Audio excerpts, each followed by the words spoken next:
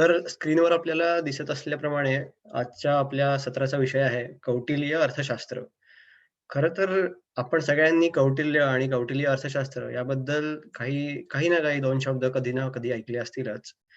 पण हे अर्थशास्त्र जे आहे कौटिल्याचं, हे अत्यंत एक विस्तृत असं नीतिशास्त्र आहे.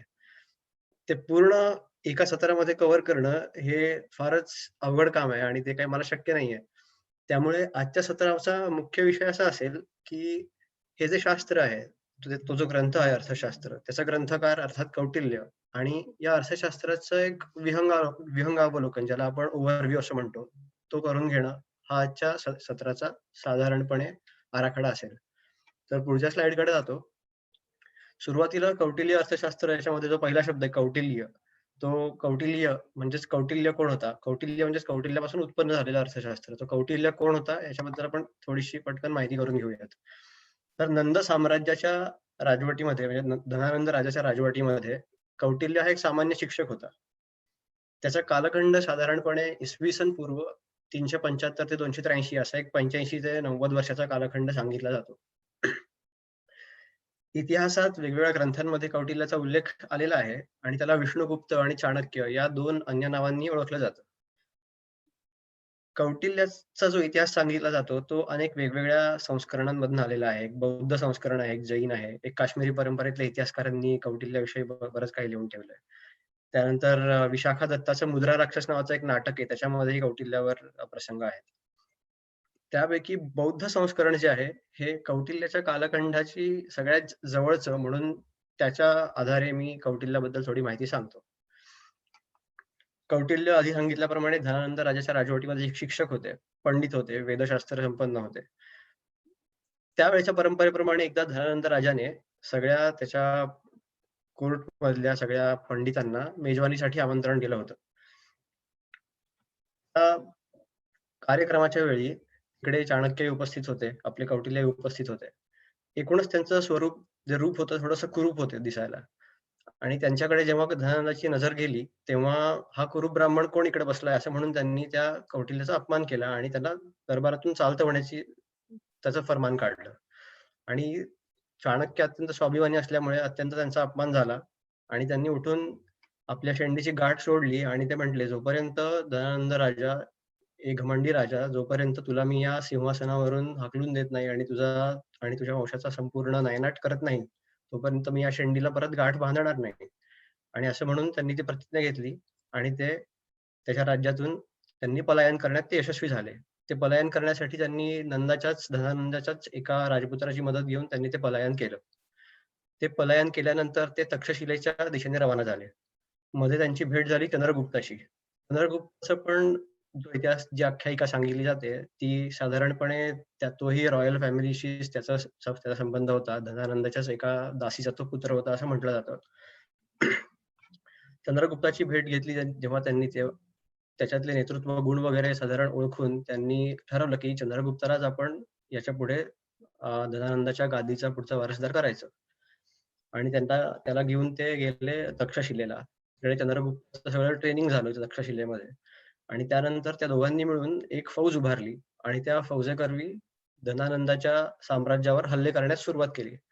ते हल्ले सुरुवातीला त्यामध्ये त्यांना अजिबात यश आलं नाही. तर अशी एक गोष्ट सांगितली जाते, की एका गावामध्ये एकदा चंद्रगुप्त आणि चाणक्य थांबलेले असताना, त्या गावामध्ये त्यांना एक मुलगा एका भांड्यामध्ये खिचडी खाताना दिसला आणि ती खिचडी खाताना त्याची बोटं भाजत होती, त्यामुळे तो ओरडत होता. त्याची आई तेव्हा तिकडे आली आणि त्याच्या आईने त्या मुलाला फटका दिला आणि सांगितलं, की "अरे, तुला ही खिचडी जर खायची असेल, तर मध्ये बोट घालून कसं होईल? तू कडेकडेने एक-एक शीत करून थोडं-थोडं खाल्लंस, तर ती खिचडी संपेल आणि तुला भाजणार नाही." तो प्रसंग पाहून चंद्रगुप्त आणि चाणक्य डोक्यामध्ये प्रकाश पडला आणि त्यांनी विचार केला, आपणही असंच हीच चूक करतोय आणि त्यांनी थेट राज्यावर त्याच्या बलाढ्य राज्यावर आक्रमण करण्याऐवजी त्याच्या कडेकडेने त्याचं राज्य पोखरायला सुरुवात केली आणि हळू असं करत धनानंद राजाचा त्यांनी पराभव केला आणि त्याचा पर्यायाने वध केला आणि त्यानंतर चंद्रगुप्त मौर्याला चाणक्यांनी गादीवर बसवलं आणि ते त्यानंतर पुढे प्रसिद्ध मौर्य साम्राज्य म्हणून सगळं आपल्याला माहिती आहे. चंद्रगुप्ताचा मृत्यू साधारण जेव्हा झाला, त्याच्या आसपास मौर्य साम्राज्याच्या अधिपत्याखाली आत्ताचा जो भारत आहे आणि अधिक अखंड भारताचा जो काही भाग आहे, तो जवळ-जवळ सगळ्या त्या साम्राज्याखाली आला होता. या सगळ्या घटनाक्रमावरून आपल्याला इतकं नक्कीच कळतं, की चाणक्य हा अत्यंत महत्वाकांक्षी, स्वाभिमानी, राष्ट्रभक्त आणि आपली जी महत्वाकांक्षा आहे ती सत्यात उतरवण्याची धमक असलेला एक व्यक्ती होता. चंद्रगुप्ताच्या साधारणपणे मृत्यूच्या आसपास चाणक्यांनी जेव्हा ते राज्य स्थिर स्थावर झालं, त्यानंतर मग अर्थशास्त्र या ग्रंथाची रचना करायला चालू केलं. आता कौटिल्याबद्दल आपण थोडी जी माहिती घेतली, त्यानंतर बघूयात आपण की कौटिल्याने लिहिलेलं अर्थशास्त्र म्हणजे नेमकं काय आहे? तर अर्थशास्त्र हा शब्द आजच्या परिप्रेक्ष्यामध्ये आपल्याला माहिती असतं. त्याच्यामध्ये काय असतं तर वस्तू आणि सेवांचं उत्पादन, पुरवठा, मागणी, वापर इत्यादींशी संबंधित ते अर्थशास्त्र असतं. आपण बरेच जण कॉलेजमध्ये वगैरे शिकलो असूच. Macro economics, supply demand curves या सगळ्या टर्म्स आपल्याला माहिती असतील. पण ते जसंच्या तसं असं काही अर्थशास्त्र कौटिल्याने तसं काही लिहिलेलं नाहीये. ह्या गोष्टींना नक्कीच त्यांनी स्पर्श केलाय. पण ते सोडून अनेक असंख्य विषयांना त्यांनी त्याच्या अर्थशास्त्रामध्ये स्पर्श केलाय. ते विषय कुठले-कुठले आहेत, हे आपण हळू समजून घेऊ. पण ते समजून घेण्यासाठी सुरुवातीला अर्थशास्त्र या शब्दातल्या अर्थ या हा जो उपशब्द आहे त्यातला, त्याच्या जरा गाभ्यात जाऊन विचार करावा लागेल, की अर्थ म्हणजे काय? तर आपल्याला माहिती आहे आपल्या हिंदू संस्कृतीमध्ये माफ करा मी पुढच्या स्लाइडवर गेलो नाही. आपल्या हिंदू संस्कृतीमध्ये आपल्याला माहिती आहे, की धर्म, अर्थ, काम आणि मोक्ष हे 4 पुरुषार्थ सांगितलेत. ही 4 जीवनाची उद्दिष्ट सांगितली आहेत मनुष्याच्या. तर धर्म म्हणजे आपल्या ड्युटीज किंवा आपली कर्तव्य. काम म्हणजे सुख किंवा प्लेजर जे आपण मिळवायचा प्रयत्न करत असतो. त्यानंतर मोक्ष म्हणजे पारलौकिक जीवनाचा विचार, आपल्या मुक्तीचा विचार आणि अर्थ. त्यात अर्थ या गोष्टीला चाणक्याने सगळ्यात जास्ती महत्त्व दिलंय. तर त्या अर्थाचा अर्थ काय? तर इहलोकीच्या जीवनाची समृद्धता, आपण ज्या जगात राहतो, जे मटेरियल वर्ल्ड आहे, त्या जीवनात आपण आपल्या जीवनाची समृद्धता कशी करून घेऊ शकतो? ते म्हणजे अर्थ. तर ती कशी करून घेऊ शकतो? तर आपण संपत्ती जमा करून. तर संपत्ती कशी जमा होते? आपल्याला काहीतरी उत्पादन करावं लागतं एखाद्या देशाला, एखाद्या राष्ट्राला उत्पादनं करावी लागतात संपत्ती जमा करण्यासाठी. ते उत्पादन करण्यासाठी काय लागतं? तर मनुष्यांचे श्रम लागतात आणि केवळ मनुष्यांचे श्रम असून चालत नाही, तर ज्या भूमीमध्ये ती मनुष्य जात राहते, त्या भूमीमध्येही काही संसाधनं नैसर्गिक असली पाहिजेत. ती भूमी संपन्न असली पाहिजे थोडी. त्यामुळे आपण बघितलं तर अर्थ या शब्दाच्या गाभ्यात गेलो, तर मनुष्यांची वस्ती असलेला भूप्रदेश असा या शब्दाचा अर्थ सहज साध्य होतो. त्यामुळे अर्थ या शब्दाचा अर्थ आहे मनुष्य वस्ती असलेला भूप्रदेश. त्यामुळेच हे अर्थशास्त्र जे आहे, ते काय आहे मनुष्य वस्ती असलेल्या भूप्रदेशाचं शास्त्र. मनुष्य वस्ती असलेल्या भूमीचं पालन कसं करावं आणि तशा भूमीचा अधिकाधिक अजून लाभ कसा करून घ्यावा, याचं मार्गदर्शन करणारं ते शास्त्र आहे. हे शास्त्र जे आहे, हे चाणक्यांनी जेव्हा लिहायला चालू केलं, तेव्हा त्यांनी शुक्र आणि बृहस्पती या दोघांना या शास्त्राचं प्रवर्तक मानलंय. ते म्हणतात, की शुक्र, बृहस्पती आणि अजून बाकीचे काही प्राचीन आचार्य जसे की भारद्वाज असतील, यांनी सगळे सांगून ठेवलंय आधी असंच चाणक्य म्हणतात. मी काही यात नवीन लिहीत नाहीये. मी फक्त ते कंपाईल करतोय, संपादित करतोय. हे जे अर्थशास्त्र आहे, आपण बघितलं, की चाणक्यांचा कालखंड इतका प्राचीन आहे. म्हणजे इसवी सन पूर्व 3ऱ्या-4थ्या शतकाच्या आसपासचा तो कालखंड आहे. तर हे शास्त्र मध्यंतरी काळाच्या ओघात इकडे-तिकडे गायब झालं होतं. तर 1909 साली म्हैसूरचे आर. श्यामशास्त्री जे आहेत, त्यांनी हे कौटिल्य अर्थशास्त्र प्रथम एकदा नजीकच्या भूतकाळामध्ये त्यांनी प्रकाशात आणलं आणि तेव्हापासून मग अनेक इतिहासकारांनी आणि तज्ञांनी त्याचा अभ्यास करायला चालू केलं. तर या अर्थशास्त्राची 2 उद्दिष्ट आपण बघितली, की यात काय-काय केलंय, काय-काय लिहिलंय, तर मनुष्यवस्ती असलेल्या भूप्रदेशाचं पालन, म्हणजेच काय थोडक्यात तर इंटरनल ॲडमिनिस्ट्रेशन, ज्या पण राज्याचं आहे त्या आणि तशा भूमीचा अधिकाधिक लाभ करून घेणं, म्हणजे त्या भूमीला अधिक भूमी जोडत राहणं, म्हणजेच एक्सटर्नल अफेअर्स. असे 2 ह्याचे सरळ-सरळ भाग पडतात. तर एकूणच या ग्रंथाची रचना कशी आहे ते आपण बघूया. जसं आता सांगितलं, अंतर्गत राज्यकारभार आणि परराष्ट्र संबंध असे 2 ढोबळमानाने ब्रॉड याचे विभाग पडतात या अर्थशास्त्राचे. एकूण या अर्थशास्त्रामध्ये आहेत 15 अधिकरणं. त्यातली 5 अधिकरणं जी आहेत, ती अंतर्गत राज्यकारभार या विषयाशी संबंधित आहेत. पुढची 6 ते 13 ही अशी 8 अधिकरणं आहेत, ती परराष्ट्र संबंधांशी निगडीत आहेत. 14 आणि 15 ही अधिकरणं आहेत, ती थोडीशी वेगळी आहेत. त्यातलं 14वं अधिकरण जे आहे, या दोन्ही गोष्टींशी फार तसं थेट संबंधित नाहीये. त्याच्यामध्ये जादूटोणा, जारण-मारण मंत्र, तंत्रविद्या अशा काही-काही गोष्टींचा त्यांनी त्याच्यामध्ये बराच विचार करून ती कशी वापरावी हे नमूद करून ठेवलंय. या पूर्ण ग्रंथामध्येच आपण बघितलं तर वेळोवेळी त्यांनी या सगळ्या तंत्र, मंत्रविद्या, जादूटोणा यांचा वापर याच्याविषयी मध्ये-मध्ये काही दाखले दिलेले आहेत, की राजांनी दुसऱ्या राज्यातल्या राजाला किंवा दुसऱ्या राज्यातल्या प्रमुख अधिकाऱ्यांना जादूटोणा करून कसं मारावं वगैरे ह्याचं बरंच त्यांनी मार्गदर्शन त्याच्यामध्ये केलेलं आहे. आणि या शास्त्राचे प्रवर्तक आधी सांगितल्याप्रमाणे बृहस्पती आणि शुक्र असल्यामुळे हे दोघेही पुरोहित होते आणि त्यांचा अथर्ववेद तज्ञ होतेच ते. त्याच्यामुळे हे सगळं जादूटोण्याविषयी जे काही या अर्थशास्त्रामध्ये आलंय, ते काही आश्चर्यजनक नाही. आणि 15वं जो अधिकरण आहे, त्याच्यामध्ये त्यांनी ह्या शास्त्राची रचना करताना जी भाषाशैली वापरली आहे, जी ग्रंथरचना करताना भाषेचा जो आधार घेतलाय किंवा खाली आपण बघतोय 150 अध्याय आहेत, त्यात 180 प्रकरणं, 6000 श्लोक याच्याविषयी लिहून ठेवलंय, की ते कसे त्याची विभागणी केली जाते.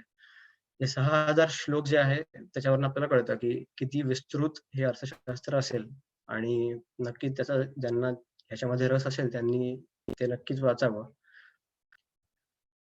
तर आता पुढे जाऊ आपण थोडंसं या ग्रंथाची रचना कशी आपण बघितलं, कसे भाग पडतात त्याचे ढोबळमानाने ते बघितलं. तर आजच्या सत्रामध्ये थोडंसं मी अजून अंतर्गत राज्यकारभार आणि परराष्ट्र संबंध या 2 विषयी थोडक्यात वरवर थोडीशी माहिती अजून देणार आहे. 14 आणि 15 जे अधिकरणं आहेत, त्याचे जादूटोणा वगैरे त्याच्यामध्ये फार काही आपण जायला नको आज. तर ठीक आहे. पहिला भाग अंतर्गत राज्यकारभारासंबंधी. पहिलं जे अधिकरण आहे त्याच्यामध्ये राज्यकारभाराची मध्यवर्ती यंत्रणा कशी असावी, राजाचं शिक्षण कसं झालं पाहिजे, राजाचा राजवाडा, त्याची सुरक्षितता, याची व्यवस्था कशी बघितली पाहिजे, राजाचा वारसदार कसा नेमला पाहिजे, राजाचे मंत्री, पुरोहित, गुप्तहेर यांच्या नेमणुका कशा झाल्या पाहिजेत, याचं अत्यंत विस्तृत विवेचन त्यांनी केलंय. आता हे जरी इथे लिहिलेले मी 7-8 मुद्दे असले, तरी ते किती त्याचं डिटेलिंग किती केलंय हे जर एक दाखला द्यायचा झाला, तर एक दाखला मी देऊ इच्छितो. ते म्हणजे गुप्तहेरांच्या नेमणुका. याच्याबद्दल जे कौटिल्यांनी लिहून ठेवलंय, ते म्हणतात की 9 प्रकारचे गुप्तहेर नेमावेत. 9 प्रकारचे गुप्तहेर हे वेगळ्या-वेगळ्या वेशांमधले असले पाहिजेत. त्यांची गुप्तहेरगिरी करण्याची जागा या वेगळ्या-वेगळ्या असल्या पाहिजेत आणि त्यांच्याकडनं जी इन्फॉर्मेशन गोळा करणं आवश्यक आहे, ती पण वेगळ्या-वेगळ्या प्रकारची आहे. आणि हे गुप्तहेरांचं अत्यंत इतकं एक साधी गोष्ट की गुप्तहेर कसे नेमावेत, त्याच्यासाठी पण एवढा डीप विचार केलेला आपल्याला त्यात दिसून येतो या शास्त्रामध्ये. हे झालं अधिकरण 1. पुढच्या अधिकरणामध्ये त्यांनी साधारण जे प्रशासन असतं राज्याचं, त्यामध्ये विविध खाती असतात. त्यांचे अध्यक्ष, ते कसे नेमावेत, ते कोणाला नेमावेत, त्यासाठी पात्र व्यक्ती कोण, त्यांची जबाबदारी काय असेल, याचं सगळं एकदम विस्तृत विवेचन केलंय. त्याच्यामध्ये शहर नियोजन, कर आकारणी, हिशोब तपासणी, कारखाने, शेती, व्यापार यांची व्यवस्था, या सगळ्यांसाठी कसे अधिकारी नेमावेत, त्यांची कामं काय, सगळं लिहिलेलं आहे. आपल्याला त्या अधिकरण 2 मध्ये शेवटी कंसामध्ये काही शब्द दिसतायत. तर कोणी सांगू शकेल का ते शब्द कशाशी संबंधित आहेत? हे औषधं वगैरे आहेत का काय? असं वरिष्ठ म्हणजे औषधं नाहीयेत, पण साधारण जवळ जातंय त्याच्या. म्हणजे लिक्विड स्वरूपातली औषधं. नाही, औषधं ते नाहीयेत नक्कीच. म्हणजे त्यातलं काही नावं जर औषधाची असतील तर मला माहीत नाही. पण ही सगळी जी लिस्ट आहे ती नक्कीच औषधाची नाहीये. तर ठीक आहे. कोणाला अजून काही गेस?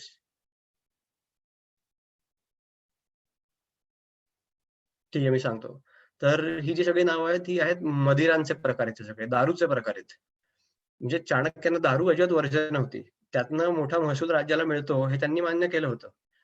ह्या सगळ्या ज्या मदिरेचे प्रकार इकडे लिहिलेत, त्याची रेसिपी, कुठले घटक किती प्रमाणात कसे मिळवले, की ह्या दारू तयार होतात, हे त्यांनी रेसिपी लिहिली आहेत अर्थशास्त्रामध्ये. आणि दारू फक्त कसं आहे कशाला बॅन करा, काय करा, याच्यावर त्यांचा विश्वास नव्हता फार. पण गोष्टींचं काटेकोरपणे नियमन झालं पाहिजे. त्यांनी सांगितलंय, की दारूचे जे काही गुत्ते असतील, तिकडे लायसन्स्ड माणसंच तो खरेदी विक्रीचा व्यवहार करू शकतील. दारू पिण्यासाठी येणाऱ्या लोकांवर नजर ठेवली पाहिजे. जे सारखा-सारखा खर्च करतात, अधिक खर्च करतात. त्यांच्या मनात काय आहे हे काढून घ्या हळूच. असं बरंच त्यात त्यांनी प्रिस्क्रिप्शन्स दिलेत, की हे सगळं दारूचं प्रकरण कसं हाताळा. पण अजिबात त्यांनी बॅन नाही केलं हे सगळं. तर हे एकूणच सगळं प्रशासकीय कामांविषयी सगळं आहे. तिसरं अधिकरण जे आहे, ते म्हणजे आपला सिव्हिल कोड आहे. सरळ-सरळ त्यांनी कायदे लिहिलेत न्यायदानासंबंधीचे, की विवाह कायदा, वारसा हक्क कायदा, मालकी हक्क, कर्ज ठेवी, कामगार कायदे, बाकीचे पण अजून अनेक कायदे. आणि त्यात महत्त्वाचं म्हणजे ग्राहक संरक्षण, ज्याला आपण कन्झ्युमर प्रोटेक्शन ॲक्ट म्हणतो. त्याच्याविषयी त्यांनी एकदम डिटेलमध्ये सगळं लिहून ठेवलंय. त्यातलं एक उदाहरण द्यायचं झालं, त्यांनी किती बारकाईने विचार केलाय. तर एखाद्या दुकानदाराने जर एखाद्या ग्राहकाला तूप विकत असेल आणि ते तूप विकताना तो जे तूप गरम करून विकत असेल, तर ते तूप गरम करताना तूप हे त्यात पाणी असल्यामुळे थोडं त्याचं बाष्पीभवन होईल आणि त्याचं प्रमाण कमी होईल ते उकळल्यानंतर. तर ते जे कमी प्रमाण होईल त्यासाठी कॉम्पेन्सेशन त्या दुकानदाराने त्या ग्राहकाला दिलं पाहिजे. किंवा तुपासारखाच अजून काही एखादा चिकट पदार्थ जर विकला जात असेल आणि जे काही माप असेल, त्या भांड्याला तो पदार्थ एवढा चिकटून राहू शकतो. त्यामुळे जेवढं माप कमिट केलंय त्याच्यापेक्षा ते नक्कीच कमी माप जाणार आहे त्या ग्राहकाला. तर त्याच्यासाठी त्याला कॉम्पेन्सेशन दिलं पाहिजे. इतक्या बारीक-सारीक गोष्टींचा विचार या अधिकरणामध्ये केलाय, या कायद्यांमध्ये. अधिकरण 4थं जे आहे ते समाजकंटकांचं निर्दालन. गिराहिकांना फसवणारे कारागीर, व्यापारी, लाचखोर अधिकारी, दरोडेखोर, खुनी यांना कसं शोधून काढावं आणि त्यांना कुठलं-कुठलं शासन झालं पाहिजे, हे सगळं व्यवस्थित लिहिलंय. कौटिल्य हे अत्यंत वास्तववादी व्यक्तिमत्व होतं. त्यांनी असं सांगितलंय, की ज्याप्रमाणे मासा कधी पाणी पिईल, हे आपल्याला सांगणं जेवढं अवघड आहे, तेवढंच अवघड आहे, की सरकारी नोकर कधी भ्रष्टाचार करेल हे सांगणं. एवढं तेवढं ते वास्तववादी त्यांचा विचार होता, की भ्रष्टाचार हा पूर्णपणे होणार नाही असं होणारच नाही. पण त्याच्यासाठी त्यांनी अत्यंत डिटेलिंग करून कुठल्या-कुठल्या मार्गाने भ्रष्टाचार होऊ शकतो, असे 40 मार्ग लिहून ठेवलेत. आणि तो भ्रष्टाचार होऊ नये याच्यासाठी काय-काय करावं? त्याच्यासाठी एक दंड तर आहे, शिक्षा करावीच. गंभीर कठोर शिक्षा करावी. म्हणजे अगदी बोटं तोडण्यापासून ते कडेलोट करण्यापासून पर्यंत अनेक शिक्षा त्यांनी सुचवलेल्या आहेत. आणि केवळ शिक्षाच नाही, तर भ्रष्टाचार होऊ नये याच्यासाठी आजच्या आपण संज्ञांमध्ये म्हणायचं झालं तर रेझ, बोनस असे प्रकार कामगारांना देणं, असंही त्यांनी मार्गदर्शन करून ठेवलंय या अधिकरणामध्ये. आणि हा जो एक अंतर्गत राज्यकारभाराविषयीचं शेवटचं अधिकरण आहे, अधिकरण 5वं त्याच्यामध्ये राजद्रोह्यांचा बंदोबस्त कसा करावा, सरकारी नोकरांचे पगार वगैरे इत्यादी गोष्टींवर त्यांनी मार्गदर्शन केलंय. तर हे सगळं झालं अंतर्गत राज्यकारभारासंबंधी. आपण आधी बघितलं त्याप्रमाणे अंतर्गत राज्यकारभार म्हणजेच मनुष्यांची वस्ती असलेल्या भूप्रदेशाचं पालन आणि त्याचे लाभ करून घेणं म्हणजेच सीमा विस्तारणं राज्याच्या. त्याच्यासाठी आलं फॉरेन अफेअर्स, परराष्ट्र संबंधीची धोरणं. तर त्याच्याविषयी त्यांनी 8 अधिकरणांमध्ये मार्गदर्शन केलेलं आहे. तर अधिकरण 6वं जे आहे, त्याची सुरुवात करताना त्यांनी एक सप्तांगाची थिअरी सांगितली आहे, की कुठलंही जे राज्य असतं, त्याचे 7 असे अवयव असतात. त्याच्याशिवाय ते राज्य होऊ शकत नाही. ते म्हणजे स्वामी, तो म्हणजे राज्याचा राजा, अमात्य, मंत्रिमंडळ, जनपद म्हणजे जनता, प्रजा, किल्ले, कोश, कोश म्हणजे ट्रेजरी, दंड म्हणजे आर्मी, मित्र म्हणजे अलाईज त्या राज्याचे. ही 7 कुठल्याही राज्याची अंग असतात. त्यानंतर त्यांनी एक राजमंडळाची थिअरी मांडली आहे, जी आजच्या काळातही आपल्याला मॅनिफेस्ट होताना अनेक अ, गोष्टींमध्ये दिसून येते. त्यामध्ये ते म्हणतात, की 4 मूळ प्रकारची राज्य असतात. एक विजिगीषू राज्य, जे आपलं राज्य असलं पाहिजे. म्हणजे जे राज्य, की त्याला जे विस्तारवादी आहे. आपलं राज्य विस्तारवादी असलं पाहिजे असं चाणक्यांचं म्हणणं आहे. त्याला आपली सीमा प्रसारण आपल्या सीमांचा प्रसार करण्यासाठी त्या राज्याने झटलं पाहिजे. ते एक विजिगीषू राज्य झालं. दुसरं राज्य म्हणजे शत्रू राष्ट्र. त्या विजिगीषू राष्ट्राचं शत्रू राष्ट्र. तिसरं राष्ट्र म्हणजे मध्यम राष्ट्र, की जे या दोन्ही राज्यांच्या सीमांना लागून आहे आणि इक्वली बलाढ्य राज्य आहे. आणि चौथं राज्य म्हणजे उदासीन राज्य, न्यूट्रल राज्य, की जे थोडंसं या सगळ्या तिन्ही राज्यांच्या सीमांपासून दूर आहे, पण बलाढ्य राज्य आहे आणि त्याला फार काही युद्ध करण्यात आणि या बाकीच्या राजकारणामध्ये रस नाहीये. असे 4 राज्य आणि या 4 राज्यांच्या प्रत्येक राज्यांसाठी एक मित्र राष्ट्र आणि मित्राचा मित्र अशी 3 राष्ट्र, असे म्हणून 4 त्रिक 12 असे एकूण 12 प्रकारची राज्य असतात, असं चाणक्यांनी प्रतिपादन केलं. आणि ह्या 12 राज्यांचे जर आपण काही कॉम्बिनेशन परम्युटेशन्स बनवले, मला माहित नाही याचं गणित कसं करायचं, पण 60 प्रकारचे वेगवेगळे संबंध तयार होतात. म्हणजे उदाहरणादाखल मित्राचा मित्र तो आपला मित्र, शत्रूचा मित्र तो आपला शत्रू, शत्रूचा शत्रू तो आपला मित्र, अशा प्रकारचे 60 कॉम्बिनेशन्स तयार होतात. थोडक्यात काय या अधिकरणामध्ये चाणक्यांनी काय करून ठेवलंय, तर एक ग्राउंडवर्क त्यांनी बनवून ठेवलंय, की आंतरराष्ट्रीय जर तुम्हाला रा परराष्ट्र धोरण बनवायचं असेल, तर पहिले त्या पॉलिटिक्समध्ये प्लेयर्स कुठले-कुठले आहेत एक्सटर्नल प्लेयर्स आणि ते प्लेयर्स आपल्या दृष्टीने कसे फायद्या-तोट्याचे आहेत, त्यांचं वर्गीकरण कसं केलं पाहिजे, त्यांच्याकडे कसं बघितलं पाहिजे, हे अधिकरण 6 मध्ये ते सांगतात. आणि हे प्लेयर्स एकदा आयडेंटिफाय केले तुम्ही, की अधिकरण 7 मध्ये ते म्हणतात, "मग आता तुम्ही तुमची पॉलिसी बनवा, परराष्ट्र धोरण बनवा." त्याच्यामध्ये त्यांनी षाटगुण न्यायाचा सिद्धांत सांगितलाय, की कुठल्या प्रकारच्या राज्याशी कसं डील करा. याच्यासाठी एक 6 प्रकार सांगितलेत. पहिलं म्हणजे संधी. सरळ-सरळ तह करा. जर ते बलाढ्य राज्य असेल आणि तुम्हाला त्यांच्याशी युद्ध करणं किंवा त्यांच्या वाकड्यात जाणं तुम्हाला जर झेपणार नसेल, तर सरळ संधी करा. दुसरं म्हणजे विग्रह. जर ते शत्रू राष्ट्र जरा वीक असेल तुमच्यापेक्षा, तर विग्रह, शत्रुत्व घ्यायचं त्याच्याशी सरळ-सरळ. पण त्यातही तुम्ही ओपन वॉर कधी करू नका थेट. त्याचा कॉस्ट बेनिफिट एनालिसिस केल्याशिवाय. जर त्याची कॉस्ट बेनिफिटपेक्षा जास्ती असेल, तर त्या विग्रह करण्यात म्हणजे विग्रह असू दे, पण युद्ध करण्यात काही पॉइंट नाहीये. तिसरं म्हणजे आसन, म्हणजे शांतीत क्रांती थोडक्यात. त्यामध्ये थेट युद्ध तर करणं नक्कीच नाही, पण विग्रह करू नये आणि थोडक्यात गुप्त पद्धतींनी हळू-हळू शत्रूला पोखरणं असं काही करू शकता. म्हणजे आजच्या काळामध्ये ज्याला प्रॉक्सी वॉर म्हणतात, म्हणजे व्हायरस सोडा किंवा अजून काहीतरी करा. अशा प्रकारे ते युद्ध करू शकता. चौथं आहे यान, ते म्हणजे थेट युद्ध करा. तोडफोड, घुसून ते राज्य काबीज करा. संश्रय म्हणजे विजिगीषू राज्य आपलं जर वीक झालं, आपणच जर वीक झालो, तर कोणाच्या तरी आश्रयाला आपल्या मित्र राष्ट्रांच्या नक्की जावा. त्यानंतर शेवटी आहे द्वैधी भाव. किती अजून किती वेळ राहिलाय? शेवटचं आहे द्वैधी भाव. ते म्हणजे एकाच वेळी एका राष्ट्राशी मैत्री करा आणि एका राष्ट्राशी शत्रुत्व करा. म्हणजे का का असं तर ज्या राष्ट्राशी शत्रुत्व करायचंय, त्याच्याशी शत्रुत्व घेणं आपल्याला एकट्याला शक्य नाहीये. त्यामुळे कोणतरी एक मित्र बनवा आणि मग त्या दुसऱ्या राष्ट्राशी शत्रुत्व घ्या. असे त्यांनी एकूण हे षाटगुण्य सांगितलेत. हा तो त्यांचा सिद्धांत आहे. आणि हे सगळं करत असताना आपली ताकद 4 प्रकारे वापरायचं त्यांनी सांगितलंय. ते सगळ्यांना माहिती आहे आपले 4 प्रकार काय आहेत. साम, दाम, दंड, भेद. तर हे आहे अधिकरण 7.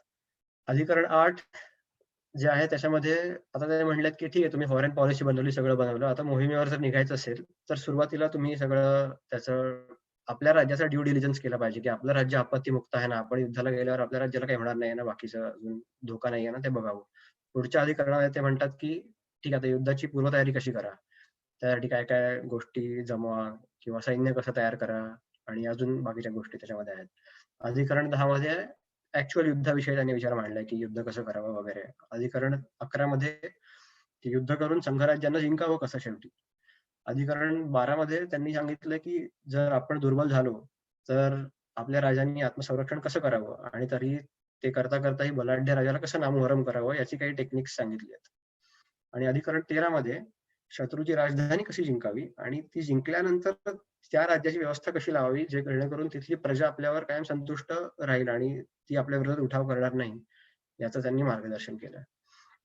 तर हे झालं एकूण परराष्ट्र संबंधांविषयी. तर ह्या 2 भागात या अर्थशास्त्राची मुख्यतः विभागणी केली जाते. आजच्या काळात याचं रिलेव्हन्स काय आहे, हा प्रश्न आपल्याला पडू शकतो. तर हे जे परराष्ट्र संबंधीचं आता जे मी सांगितली अधिकरणं, ही अधिकरणं यूएस आर्मी वॉर कॉलेज नावाचं एक कॉलेज आहे इकडे पेन्सिल्व्हेनियामध्ये. तिकडे स्टेट्स क्राफ्ट या विषयाअंतर्गत हे परराष्ट्राविषयी चाणक्यांचं जे धोरण आहे ते शिकवलं जातं. डॉक्टर लॅरी गुडमॅन त्याचे प्रोफेसर आहेत. जर त्यांचा एक YouTubeवर टॉक आहे, तो नक्की तुम्ही सगळ्यांनी बघा. म्हणजे त्याचा आजच्या काळातला रिलेव्हन्स तुम्हाला लक्षात येईल. तर एकूण हेच मुद्दे आज मला कव्हर करायचे होते. इथे थांबतो मी. काही प्रश्न असतील तर आपण नक्कीच चर्चा करू.